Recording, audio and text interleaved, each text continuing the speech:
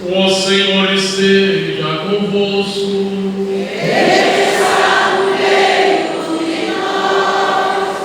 Proclamação do Evangelho de Jesus Cristo segundo Mateus.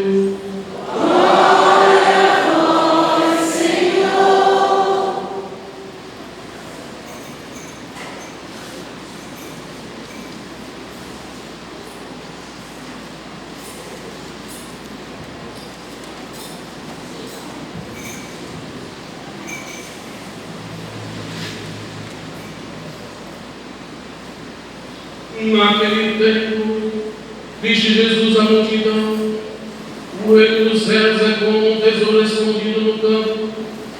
O homem encontra e o mantém escondido. Cheio de alegria, ele vai e vende todos os seus bens. O reino dos céus também é como um comprador que procura pérolas preciosas.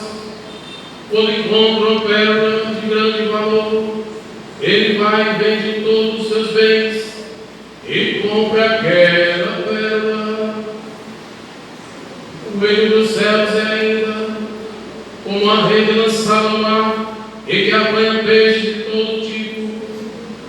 Quando está cheia, os pescadores puxam a rede para a praia, sentam-se e recolhem os peixes bons e desejos e jogam fora os que não prestam.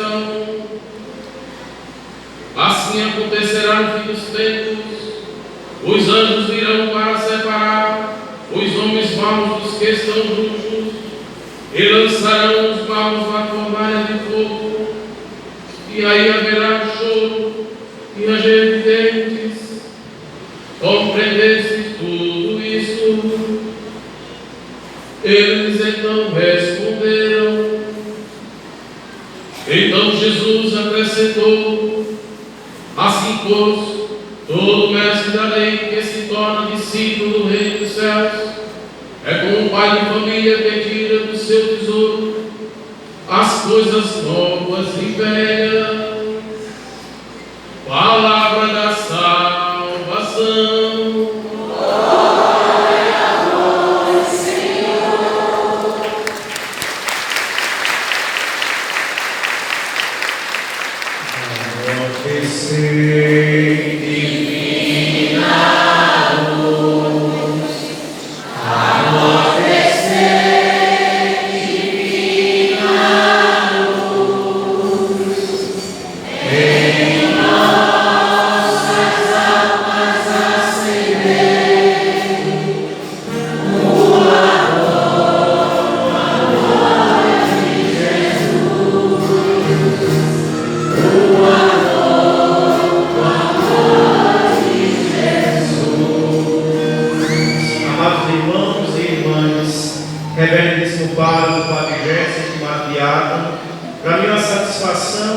Nesse dia jubilar, poder pregar sobre o Evangelho de hoje, sobre essa liturgia tão importante na vida também de toda a comunidade, mas de forma especial de todos os zeladores do apostolado da oração, aqueles que se dedicam a fazer orações em desagravo de todas as ofensas cometidas ao coração de Jesus.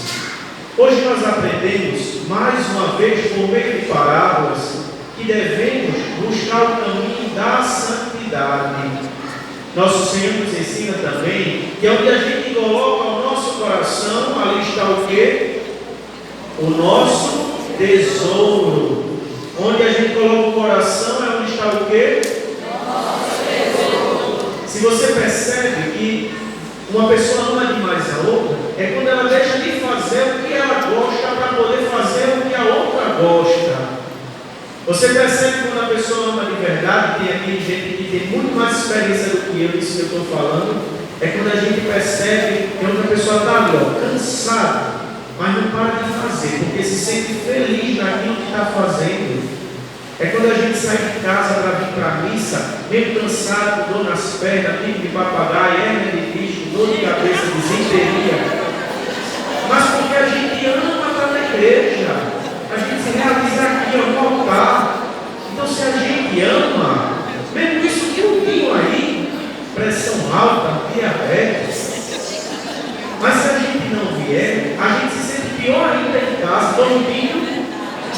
Eu estou mentindo? Pode ter isso tudinho, mas se não vier para a igreja, fica em casa. Se sente pior ainda.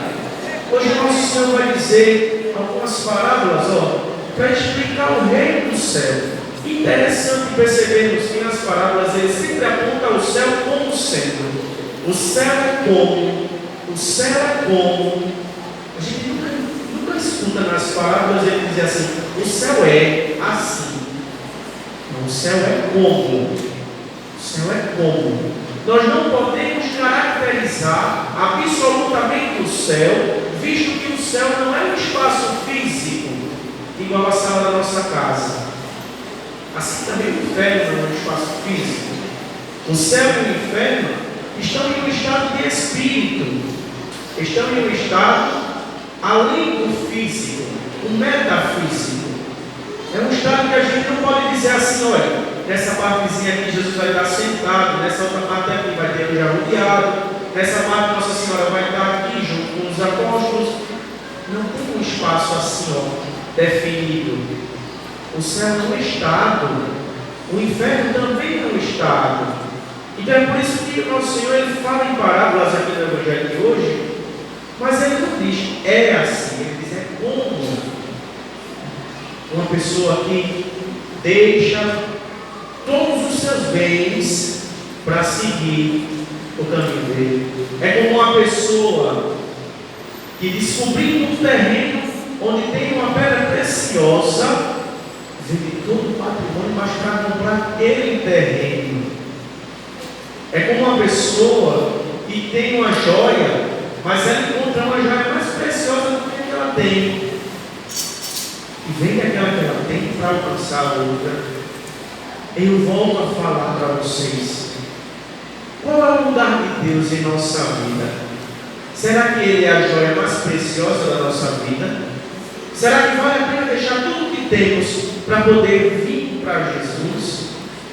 Aqui tem muitas mulheres, eu falo isso, algumas já tenho certeza que balançam logo a cabeça. Será que vale a pena deixar o marido resmungando em casa e vir para a missa? Eu só digo isso para as mulheres. Vale a pena. Ele é nossa joia preciosa. Nosso Senhor merece toda a honra, toda a glória e todo o nosso tempo. Se estamos aqui hoje, é para vir se alimentar da Eucaristia e da palavra. Não viemos aqui para falar da vida dos outros. Não viemos aqui para saber de novidade. Novidade tem um repórter. A gente veio aqui foi para receber o corpo de Cristo. E vale lembrar, falando ainda dos tesouros do Evangelho, que quando a gente se aproxima para comungar, nosso Senhor também vai nos exortar acerca disso. É preciso, antes de chegar aqui para comungar, com a carinha de piedade, arrastando o pezinho, é preciso primeiro pedir perdão ao teu irmão, à tua irmã que estava brigando antes de vir para a missa. É muito mais importante do que você vir para frente de um lugar para todo mundo ver que você comunga. Vai para o confessionário, vai pedir perdão a quem você precisa perdoar. Isso é muito mais importante para alcançar o reino do céu. Esse reino que está ali como o maior tesouro. O Evangelho também nos aponta que o reino dos céus é como uma rede de pesca. Ela é lançada, ela é trazida para as margens. Mas é o pescador que depois vai fazer a seleção dos peixes que prestam e dos peixes que não prestam.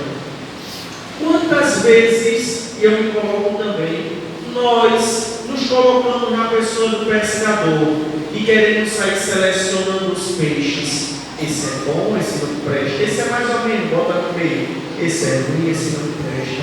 E a gente acaba fazendo com que a igreja se contamine com erro, com vício, com discórdia, com brigas. Não é nossa função sair dizendo quem presta e quem não presta. É o pescador. E quem vai ser o nosso pescador que vai separar os peixes? Ele mesmo. Ele que também anunciou no Evangelho passado, no domingo passado, que vai separar o joio do trigo. Ele hoje aponta os peixes, mas é a mesma metáfora. Para separar o bom do mal, seremos separados dessa forma. quando formos alcançar esse paraíso que tanto esperamos. Para alcançar o coração de Jesus, para alcançar a pureza, temos que fazer igual o livro dos Reis hoje nos diz, fazer o que Salomão fez. Não é pedir vida longa, não é pedir uma casa nova, não é pedir um carro do ano, não é viver pedindo saúde o tempo todo. É necessário, mas não é o essencial. Mas é pedir a sabedoria de Deus. A sabedoria. Isso Salomão pediu a Deus e foi agradável, tanto que ele recebeu tudo que ele precisava.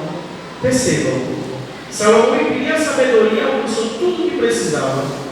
Quantas vezes a gente perde tempo pedindo uma coisa, pedindo outra, pedindo bobagem, pedindo besteira, quando a gente precisa de coisas muito maiores na nossa vida? E eu sempre dou um exemplo de uma coisa muito forte, que foi um testemunho contado e estava presente. Às vezes a gente perde tanta bobagem que Deus vai operando milagres com coisas tão grandiosas. Eu já vi um testemunho de uma pessoa que pedia tanto para poder conseguir reformar a casa, e Deus estava curando de um câncer. Veja, e quando a pessoa descobriu que estava com o nódulo, né? Era bem cedo ainda. Então conseguiu resolver esse problema. Essa pessoa hoje já é livre desse câncer. Mas ela pedia só casa, casa, casa, reforma, reforma. E o Senhor agindo no lugar certo. Esse é o nosso Senhor. Não é um Senhor que a gente dá para que Ele retribua. Não é um Senhor que nos acompanha e sabe o que precisamos. Esse é o nosso Jesus que seguimos. É um Jesus que quer unidade. É um Jesus que quer uma fraternidade. Ele quer congregar. Quando Ele coloca essa mesa no centro, que é onde Ele mesmo se oferta, Ele nos ensina também a nos ofertarmos. Eu me coloco como sacrifício em reparação da humanidade. O apostolado da oração que hoje celebra 50 anos é isso. Vocês que já são consagrados já devem saber, mas a Assembleia, eu devo reafirmar isso para vocês. E também se sintam convidados a fazer parte do apostolado da oração.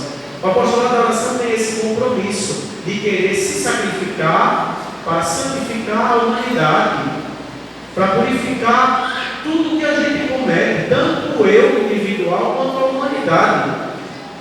Nós fazemos assim: Jesus manso e humilde de coração. Essa é uma das nossas jaculatórias que suplica esse coração parecido com o de Jesus.